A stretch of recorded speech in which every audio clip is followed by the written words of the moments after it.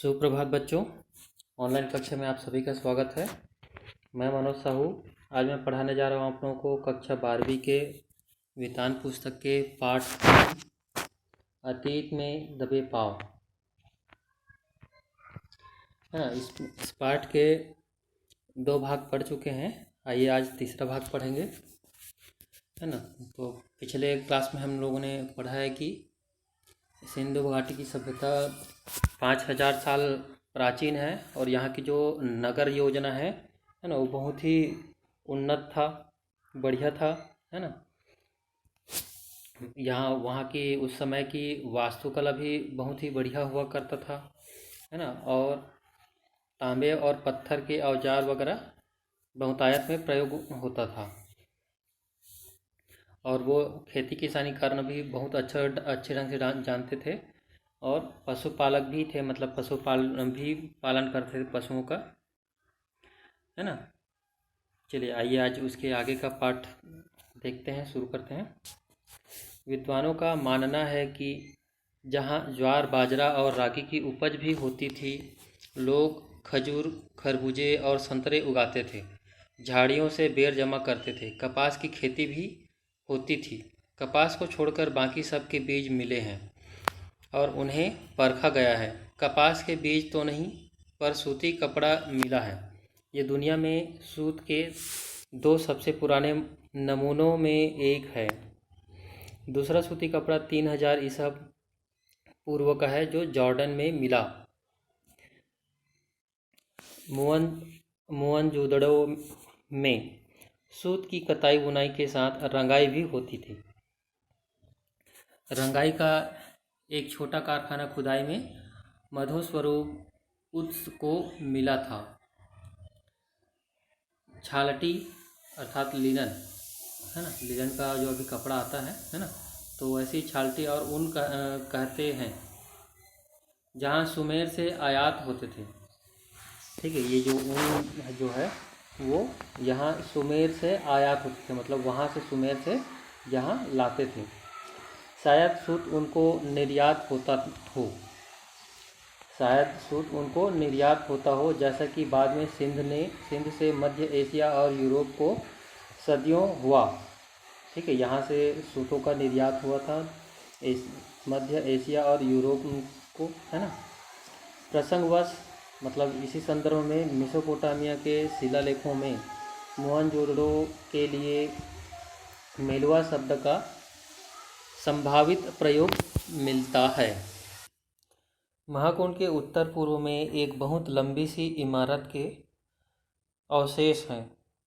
इसके बीचों बीच पुरातत्व के जानकार कहते हैं कि धार्मिक अनुष्ठानों में ज्ञानशालाएं सटी हुई होती थीं। उस नज़रिए से इसे कॉलेज ऑफ प्रीट्स माना जा सकता है। दक्षिण में एक और भग्न इमारत है। इसमें 20 खंभों वाला एक बड़ा हॉल है। अनुमान है कि यह राज्य सचिवालय, सभा भवन या कोई सामुदायिक केंद्र रहा होगा। गढ़ की 4 दीवारी लांघकर हम बस्तियों की तरफ बढ़े। ये गढ़ के मुकाबले छोटे टीलों पर बनी हैं, इसलिए इन्हें नीचा नगर कहकर भी पुकारा जाता है। नीचा नगर मतलब बाकी जो बड़े बड़े नगर है उससे छोटा होने के और नीचे होने के कारण इसको नीचा नगर कहकर भी पुकारा जाता है। खुदाई की प्रक्रिया में टीलों का आकार घट गया है। खोदने से पता चल रहा है कि उसका जो आकार है छोटा है, कम खोदना पड़ रहा है। कहीं कहीं वे फिर ज़मीन से जा मिले हैं और कहीं कहीं पर तो वो पूरा ज़मीन में ही मिल गए हैं और बस्ती के कुएं लगता है और ऐसा लगता है कि वो ज़मीन में पूरा जा मिला है, तो वो कुआं होगा, ऐसा अनुमान लगाया जा रहा है। लगता है जैसे मीनारों की शक्ल में धरती छोड़कर बाहर निकल आए हो। पूरब मीनारों की शक्ल में धरती छोड़कर बाहर निकल आए हो, ऐसा मतलब जैसे मीनार होती है ना, वैसे ही उसकी ऊंचाई है। पूरब की बस्ती ईसाई की बस्ती, रईसों की बस्ती, पूरब की बस्ती रईसों की बस्ती है। हालांकि आज के युग में पूरब की बस्तियां गरीबों की बस्तियां मानी जाती है। मोहनजोदड़ो इसका उलट था, यानी बड़े नगर, चौड़ी सड़कें, ज़्यादा कुएं, है ना। मोहनजोदड़ो के सभी खंडहरों को खुदाई कराने वाले पुरातत्ववेत्ताओं का संक्षिप्त नाम दे दिया गया है। ठीक है, ये जो जितना भी खुदाई हुआ है उसमें जो जो जिस खंडहरों का खुदाई किए हैं, है ना, उन पुरातत्ववेत्ता, पुरातत्व की जो जानकार जो लोग हैं, है ना, तो जो खुदाई करते हैं तो उन्हीं लोगों का संक्षिप्त नाम दे दिया गया है उन हिस्सों को। जैसे डीके हल्का दीक्षित काशीनाथ की खुदाई, ठीक है, जैसे उसको नाम ही दे दिया गया है डीके हल्का दीक्षित काशीनाथ की खुदाई, है ना। उनके नाम पर यहाँ 2 हल्के हैं और उनके नाम पर 2 हल्के हैं। जैसे अभी भी गांव में हम देखेंगे तो गांव का अलग अलग पटवारी हल्का नंबर रहता है ना। तो वैसे ही इनको भी हल्के नंबर का अलग अलग नाम दे दिया गया है। डीके क्षेत्र बस्ती दोनों बस्तियों में महत्वपूर्ण है, सबसे महत्वपूर्ण है। शहर की मुख्य सड़क फर्स्ट स्ट्रीट, है ना, यहीं पर है। यह बहुत लंबी सड़क है, मानो कभी पूरे शहर को नापती हो। अब यह आधा मील बची है। अब ये जो चौड़ी जो सड़क है वो सिर्फ आधा मील ही बची है। इसकी चौड़ाई 33 फुट है। वो जो फर्स्ट जो पहली जो गली है ना, उसकी सड़क है, उसकी चौड़ाई कितनी है? 33 फुट। मोहनजोदड़ो से 3 तरह के वाहनों के साक्ष्य मिले हैं। ठीक है, अभी जैसे बैलगाड़ी से मोटरसाइकिल, कार और बाकी बड़े बड़े और वाहने हैं, ट्रैक्टर है, ट्रक वगैरह है ना। तो इस तरह के उस समय से मुख्यतः 3 वाहनों के साक्ष्य मिले हैं, जिसमें सबसे चौड़ी बैलगाड़ी रही होगी। इस सड़क पर 2 बैलगाड़ियां एक साथ आसानी से आ जा सकती हैं। यह सड़क वहां पहुंचती है जहां कभी बाजार था। इस सड़क के दोनों ओर घर है, लेकिन सड़क की ओर सारे घरों की सिर्फ पीठ दिखाई देती है। ठीक है, ये जो सड़क है उसके दोनों ही ओर घर दिखाई देते हैं, लेकिन उस सड़क की ओर एक भी घर की जो द्वार है ना, वो सामने तरफ नहीं खुलता है।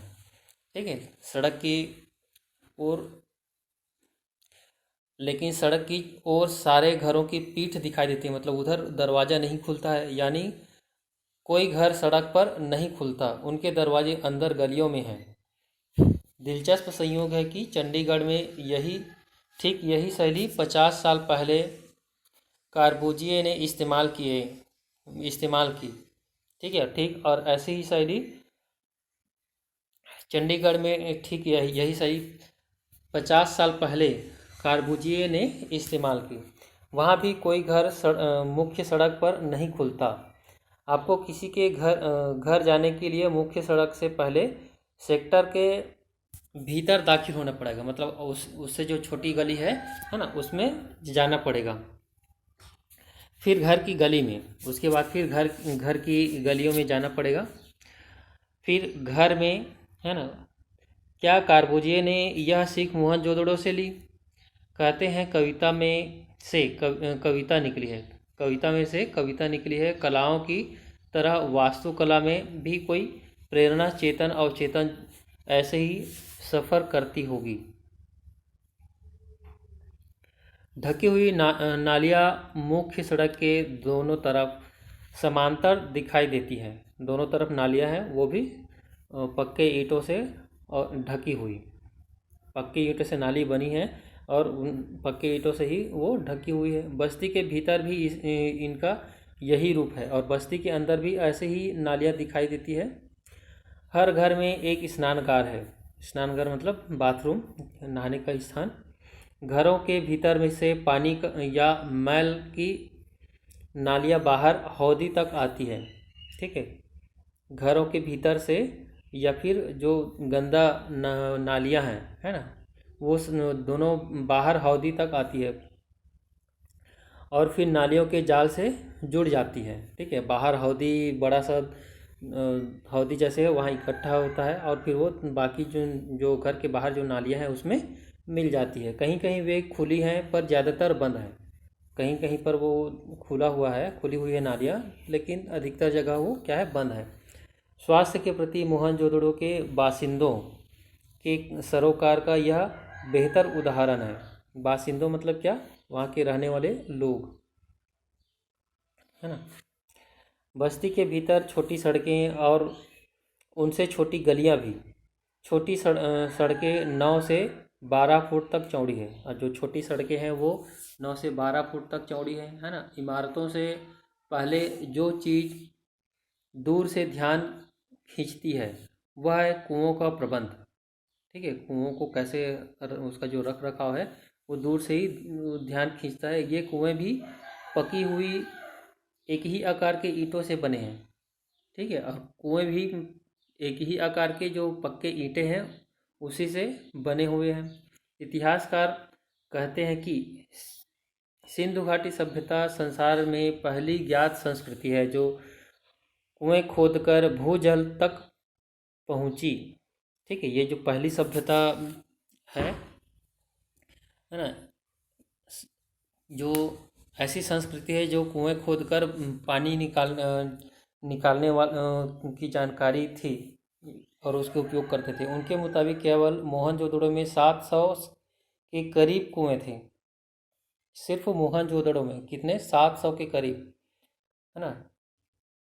नदी, कुएं, कुंड, स्नानागार और बेजोड़ पानी निकासी, ठीक है, मतलब बहुत ही बढ़िया पानी निकासी, पानी निकालने का जो नालियाँ हैं। क्या सिंधु घाटी सभ्यता को हम जल संस्कृति कह सकते हैं? ठीक है, इन सभी को देखते हुए बोल रहे हैं कि क्या हम जोदड़ो को जल संस्कृति कह सकते हैं। मतलब जल का प्रबंधन बहुत ही बढ़िया ढंग से हुआ है, इसलिए इसको जल संस्कृति कह सकते हैं करके बोल रहे हैं। देखिए मोहनजोदड़ो का एक कुआं,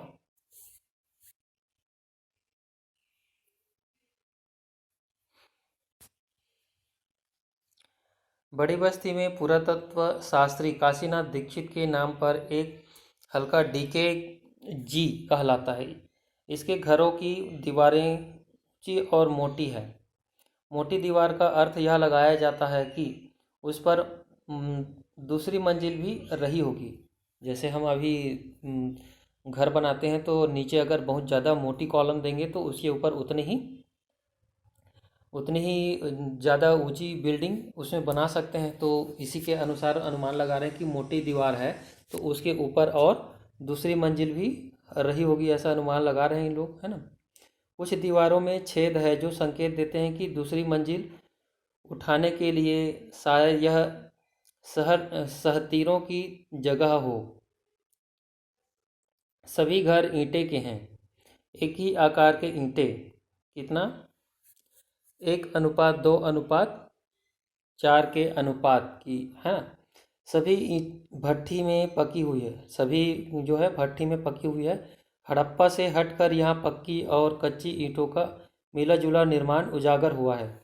और हड़प्पा से दूर, वहाँ से हटकर कच्ची और पक्की दोनों ही तरह के मिला जुला हुआ निर्माण दिखाई देता है। मोहनजोदड़ो में पत्थर का प्रयोग मामूली हुआ है, मतलब ज़्यादा नहीं हुआ है। कहीं कहीं नालियाँ ही अनगढ़ पत्थरों से ढकी दिखाई दी।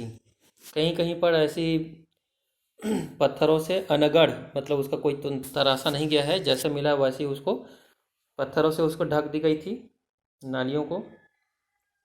इन घरों में दिलचस्प बात यह है कि सामने की दीवार में केवल प्रवेश द्वार बना है, कोई खिड़की नहीं, है ना। सामने की जो दीवार है उसमें कोई प्रवेश द्वार नहीं है, सिर्फ कोई खिड़की, मतलब प्रवेश द्वार बस है, कोई खिड़की नहीं है। खिड़कियां शायद ऊपर की दीवार में रहती हों, यानी दूसरी मंजिल पर। बड़े घरों के भीतर आंगन की चारों तरफ बड़े कमरों में खिड़कियां जरूर हैं।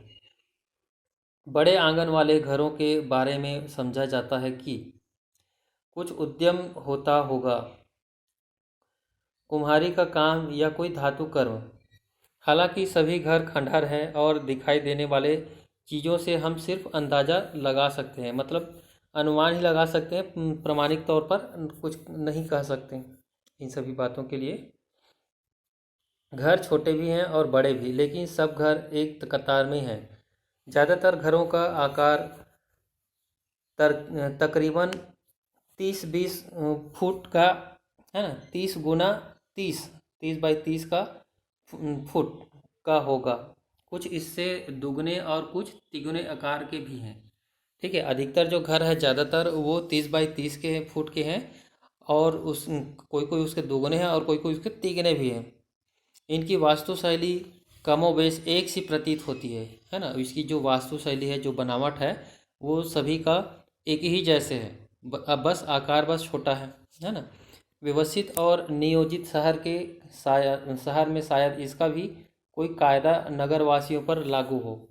ऐसा कुछ नियम रहा होगा उस समय कि एक ही टाइप का बनाना है, भले ही छोटा बनाओ लेकिन डिजाइन एक ही हो, है ना। एक घर को मुखिया का घर कहा जाता है। इसके 2 आंगन और करीब 20 कमरे हैं। 2 आंगन और करीब 20 कमरे हैं। DKBC हल्का आगे पूरब में है। दाढ़ी वाले याजक नरेश की मूर्ति इसी तरफ के एक घर से मिली थी। DKG की मुख्य सड़क पर दक्षिण की ओर बढ़े तो 1.5 फरलांग की दूरी पर HR हल्का है। सड़क उसे 2 भागों में बांट देती है। ठीक है, उस HR को सड़क 2 भागों में बांट देती है। ये हल्का हेरल्ड हरग्रीव्स के नाम पर है, जिन्होंने 1924-25 में राखादास बनर्जी के बाद खुदाई करवाई थी। यहीं पर एक बड़े घर में कुछ कंकाल मिले थे, जिन्हें लेकर कई तरह की कहानियाँ बनती रहीं। प्रसिद्ध नर्तकी शिल्प भी यही एक छोटे घर की खुदाई में निकला था। इसके बाद में पुरातत्वविद, मतलब पुरातत्व की जो जानकार लोग हैं, है ना, मार्टिन लीवर ने कहा था कि संसार में सबसे इसके जोड़ की दूसरी चीज़ शायद ही होगी। यह मूर्ति अब दिल्ली के राष्ट्रीय संग्रहालय में है। यहीं पर एक बड़ा घर है जिसे उपासना केंद्र समझा जाता है। ठीक है, इसमें आने जाने की 2 चौड़ी सीढ़ियाँ ऊपर की मंजिल की तरफ जाती है। वो अभी फिलहाल ध्वस्त हो गया है, वो नष्ट हो गया है। पश्चिम में बढ़ी के ठीक पीछे मधो स्वरूप उत्स के नाम पर VS हिस्सा है। यहाँ वह रंगरेज का कारखाना भी लोग चाव से देखते थे। जहाँ जमीन में ईंटों के गोल गड्ढे उभरे हुए हैं। अनुमान है कि इसमें रंगाई के बड़े बर्तन रखे जाते थे। ठीक है, रंगरेज मतलब ये रंगाई का काम वगैरह, है ना, रंगाई का कारखाना भी बोल सकते हो, है ना। कतारों में 16 छोटे बड़े बर्तन रखे जाते थे। 2 कतारों में 16 छोटे एक मंजिला मकान है। एक कतार मुख्य सड़क पर है, दूसरी पीछे की छोटी सड़क की तरफ। सब में 2-2 कमरे हैं। सब में कितने कमरे हैं? सब में 2-2 कमरे हैं। स्नान घर यहाँ भी सब घरों में है। बाहर बस्ती में कुएं सामूहिक प्रयोग के लिए हैं। ये कर्मचारियों और कामगारों के घर रहे होंगे। मोहनजोदड़ो में कुओं को छोड़कर लगता है जैसे सब कुछ चौकोर या आयताकार हो। नगर की योजना, बस्तियां, घर, कुंड, बड़ी इमारतें, ठप्पेदार मोहरे, चौपड़ का खेल, गोटियां तोड़ने के बाद आदि सब कैसे होते थे? चौकोर या आयताकार। ठीक है, वर्गाकार या फिर आयताकार बोल सकते हो। छोटे घरों में छोटे कमरे समझ में आते हैं, पर बड़े कमरों में छोटे कमरे देखकर अचरज होता है। इसका एक अर्थ तो यह लगाया जाता है कि शहर की आबादी काफ़ी रही होगी, दूसरी तरफ यह विचार सामने आया है कि बड़े घरों में निचली जमीन में, मतलब भूतल वाले जो ग्राउंड फ्लोर में नौकर चाकर रहते होंगे। ऐसा अमेरिकी